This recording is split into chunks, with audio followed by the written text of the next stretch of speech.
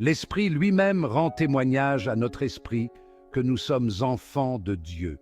Romains 8, 16.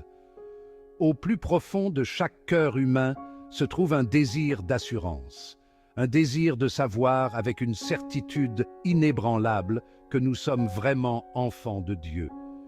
Ce désir n'est pas simplement un caprice émotionnel, mais une faim spirituelle, une poursuite de la vérité divine qui résonne au plus profond de notre être. C'est à ce désir profond que le Saint-Esprit parle, offrant un témoignage, un témoin intérieur, qui transcende toute compréhension humaine. L'apôtre Paul, dans sa lettre aux Romains, dévoile cette magnifique vérité. Le Saint-Esprit lui-même témoigne à nos esprits, confirmant notre adoption dans la famille de Dieu. Ce n'est pas un concept lointain et éthéré, mais une réalité vivante et vibrante pour chaque croyant. Le Saint-Esprit, la troisième personne de la Trinité, habite en nous, murmurant son assurance divine, nous assurant de notre place dans l'étreinte éternelle de Dieu. Ce témoignage intérieur n'est pas un événement ponctuel, une expérience singulière qui s'estompe avec le temps. C'est plutôt une communion continue, un dialogue permanent entre nos esprits et l'Esprit de Dieu. Comme un doux ruisseau qui se jette dans un lac paisible, la présence du Saint-Esprit nous remplit, apportant la paix, l'assurance et une connaissance inébranlable de notre identité d'enfant bien-aimé de Dieu. Cette confirmation divine n'est pas basée sur nos sentiments fugaces ou nos émotions fluctuantes. Elle est enracinée dans le caractère immuable de Dieu, dans son amour et sa fidélité inébranlable. Lorsque les doutes obscurcissent nos esprits et que les incertitudes s'emparent de nos cœurs, nous pouvons nous accrocher à la vérité inébranlable du témoignage de l'Esprit, trouvant réconfort et force dans la connaissance que nous sommes vraiment enfants du Très-Haut. Dans notre fragilité humaine, nous recherchons souvent l'assurance avant l'abandon, désirant une garantie de la présence de Dieu avant de lui abandonner pleinement nos vies. Nous voulons sentir la chaleur de son étreinte, entendre le murmure de sa voix, expérimenter la plénitude de son amour avant de faire un seul pas de foi. Ce désir, bien que compréhensible, reflète une incompréhension fondamentale de la nature de la foi. La vraie foi, celle qui plaît à Dieu, ne dépend pas d'expériences préalables ou d'assurances émotionnelles. C'est une confiance totale dans le caractère de Dieu, une volonté de s'avancer dans l'inconnu, sachant qu'il est fidèle à ses promesses. Lorsque nous exigeons une expérience tangible de la présence de Dieu avant d'être disposés à obéir, nous nous plaçons dans le rôle de juge, évaluant la fidélité de Dieu en fonction de notre compréhension humaine limitée. Nous disons en substance au Tout-Puissant, « Prouve-moi ton existence, et alors je croirai. » Cette approche, cependant, est contraire à l'essence même de la foi, qui est de croire sans voir, de croire sans preuve tangible. Jésus, dans son ministère terrestre, a rencontré cette même tendance chez ses disciples. Ils cherchaient des signes, exigeaient des miracles et aspiraient à des manifestations visibles de la puissance de Dieu.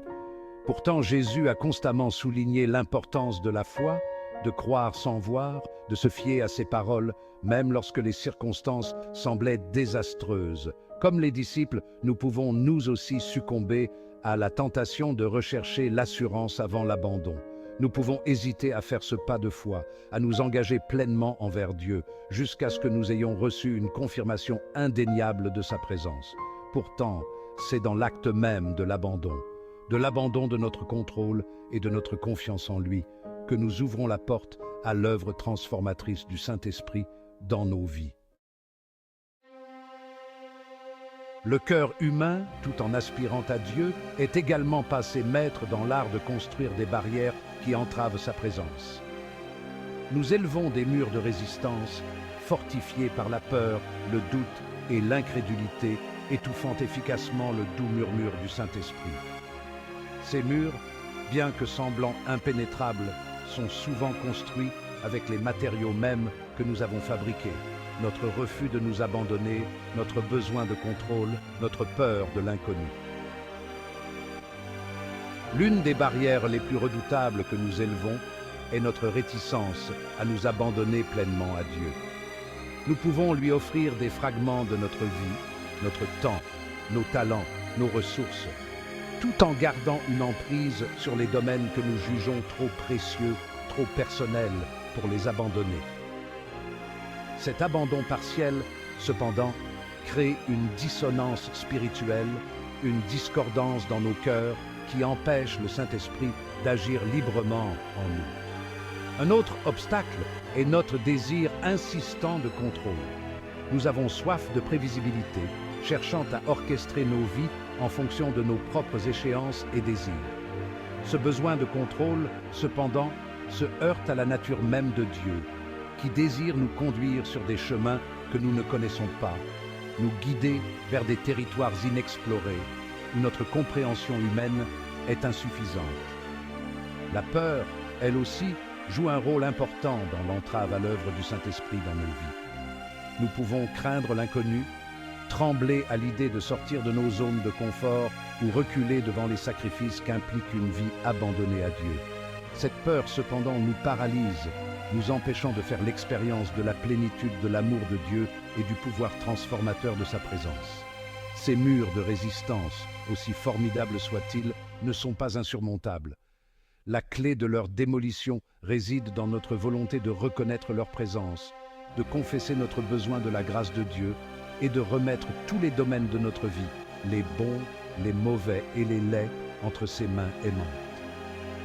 C'est dans l'acte même de l'abandon, de la destruction des murs que nous avons si soigneusement construits, que nous créons un espace pour que le Saint-Esprit agisse puissamment en nous, révélant des vérités qui transcendent notre compréhension finie et nous donnant le pouvoir de vivre des vies qui reflètent sa gloire.